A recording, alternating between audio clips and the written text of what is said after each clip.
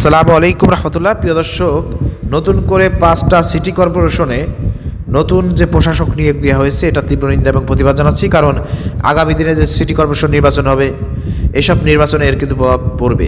BNP তাদের মন মতন প্রশাসক নিয়োগ দিয়েছে যাতে আগামী সিটি নির্বাচনে সুন্দরভাবে যাতে ইলেকশন ইঞ্জিনিয়ারিং করে তাদের দলের লোকদেরকে সিটি মেয়র বানানো যায়।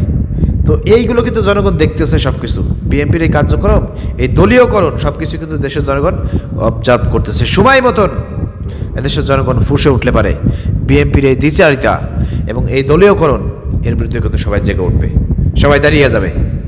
অর্থাৎ আওয়ামী লীগের পথ আপনারা অনুসরণ করেন না, দয়া করে আওয়ামী লীগের পথে আপনারা হাইটেন না। এর পরিণতি দেশের জনগণ কিন্তু ভালো করবে না, দেশের জনগণের উচিত জবাব দেবে। এজন্য সতর্ক করতেছি। এবং আগামী দিনের জন্য এই প্রশাসকরা যদি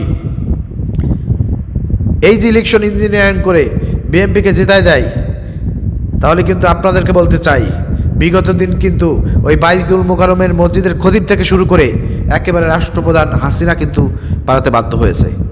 ঠিক অনুরূপভাবে আপনাদেরকে কিন্তু পালাতে হতে পারে, হওয়া লাগতে পারে।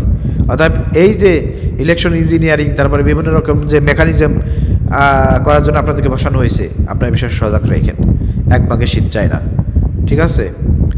অর্থাৎ নিরপেক্ষভাবে কাজ করবেন বলে আমরা আশা রাখি। তারপর নিরপেক্ষতার কোনো সুযোগ নাই। আমরা যেটা মনে করি, তারেক রহমান যেহেতু বিএনপি যেহেতু এই প্রশাসক নিয়োগ দিয়েছে, অর্থাৎ এখানে কোনো সুযোগ নাই। কারণ এইবারের নির্বাচনেই ইলেকশন ইঞ্জিনিয়ারিং করে তারা ক্ষমতা এসেছে। মূলত 215টা সিট তারা পাইছে। এই 215টা সিট জামাত পেয়েছে, এটা দেশের জনগণ বিশ্বাস করে। কিন্তু উল্টোটা তারা করে নিয়ে ক্ষমতায় গেছে।